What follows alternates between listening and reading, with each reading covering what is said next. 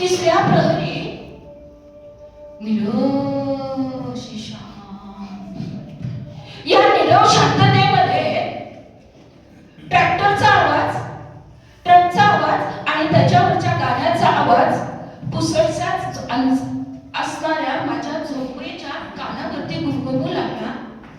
आणि तेवढ्यात माझ्या गेटवर असणारी 2 कुत्र्याची छोटी पिल्ले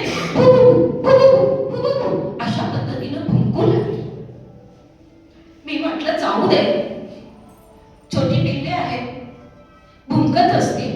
अर्धवट झोपीत परत मी डोळे झाकले आणि झोपी गेले. पण त्यांचं भुंकणं काही बंद होत नव्हतं. परत ते जोरजोरात भुंकू लागले आणि गेटकडे तोंड करून, गेटच्या मधून रस्त्याकडे तोंड करून ती भुंकत असताना मी हळूच खिडकीतून पाहिलं तर गेटकडे तोंड करून ती पाहत होती. आणि मी सुद्धा त्यांच्याकडे अशी नजर फिरवली तर त्या अंधाऱ्या रात्रीतून गेटच्या दिशेने 2 व्यक्ती येत असताना दिसल्या.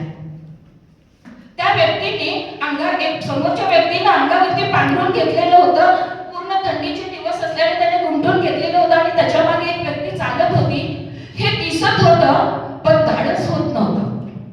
तशी तशी जोरजोरात माझ्या दारावरची कुत्रे भुंकू लागली, तशी ही माणसं हळूहळू हळूहळू हळूहळू माझ्या गेटकडे येऊ लागली. गेटकडे येत असताना मला दिसली. मी खिडकीतूनच आवाज दिला, कोण आहे, कोण आहे तिकडे, काठी घ्या. तरी ती माणसं तशीच गेटच्या दिशेने येऊ लागली. मी परत एकदा जोरात आवाज दिला, कोण आहे, ऐकू येत नाही का, कोण आहे. तेवढ्या गेटच्या दारावरती त्या 2ही व्यक्ती आल्या. आम्हीच आहोत, आम्हीच आहोत मॅडम, बेलापुराला चाललोय, रात्रीची वेळ आहे, पण आमची मुलं आहेत आपल्या शाळेमध्ये, वसतिगृहामध्ये, आणि भेटून जावं म्हणून आलोय. ही वेळ आहे का भेटायची? नाही मॅडम, पण भेटू द्या ना आम्हाला, बेलापुराला जाणार आहोत. 6 महिन्यात आमची भेट होणार नाही. विनंती करतो तुम्हाला, भेटू द्या ना आम्हाला. नावं सांगता का? हो, 6वीला आणि 5वीला आहेत आमची 2 मुलं, एक बाळू चौरे आणि एक नितीश चौरे. पण मला तुम्हाला भेटू देता येणार नाही.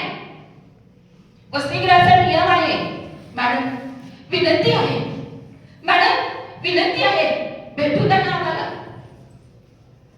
तसं भेटण्याचा मी नियम तोडला, वसतिगृहाचा नियम तोडला आणि त्यांना भेटण्याची संधी दिली. थांबा, मी आले म्हटल्याबरोबर ती खुश झाली आणि वसतिगृहाच्या गेटकडे निघू लागली. निरागस मुलं कॉटवरती शांत झोपलेली. आईला मी म्हटलं, तुम्ही इथे थांबा, आई तुम्ही या. आईला घेऊन मुलांच्या कॉटकडे गेले. मुलांना शांत झोपीत मुलं होती, मी हलवलं. अरे मुलांनो, तुमची आई आली भेटायला. छोटी मुलं फुल झोपेत होती, काही समजत नव्हतं. परत हलवलं, अरे मुलांना तुमची आई आली म्हणून तुम्हाला भेटायला.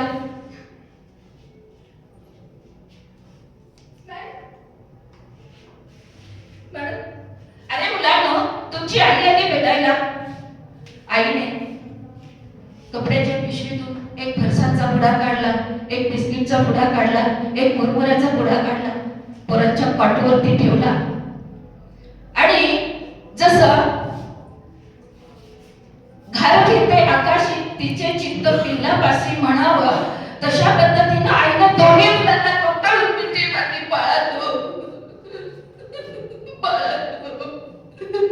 बाळांनो, आम्ही चाललो रे बेलापुराला. बाळांनो, आता तुमची आणि माझी भेट नाही होणार. बाळांनो, आईने कवटाळावं तसं दोन्ही पोरांनी आईच्या कमरेला कवटाळलं. आई बाहेर येऊ लागली. गेटकडे वडील थांबलेले होते. आई मुलांना घेऊन गेटकडे आली. मुलांना बोलते, हात फिरवते, बाळांनो चांगलं राहा, अभ्यास करा, आम्ही जातोय आता. हेच तुमचे आई बाप आहेत. आणि माझ्याकडे बघितलं आणि म्हणाली, मॅडम सांभाळा आमच्या मुलांना, मॅडम सांभाळा आमच्या मुलांना. तुम्ही ज्याच्या आई बाबा आहात मॅडम, तुम्ही ज्याच्या आई बाबा. जसंही त्या वाक्याबरोबर त्या आईच्या डोळ्यातून अश्रू वाहू लागले, तसे माझ्याही डोळ्यातून अश्रू वाहिले. आईने मी म्हटलं, निवांत जा ताई, निवांत जा.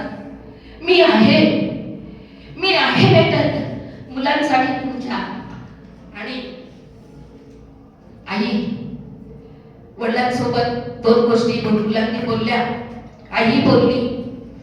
आणि तेवढ्यात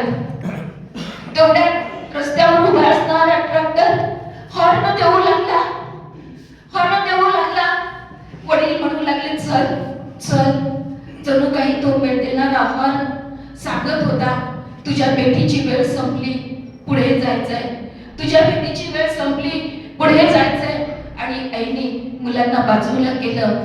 बाजूला आई पाठमोरी झाली.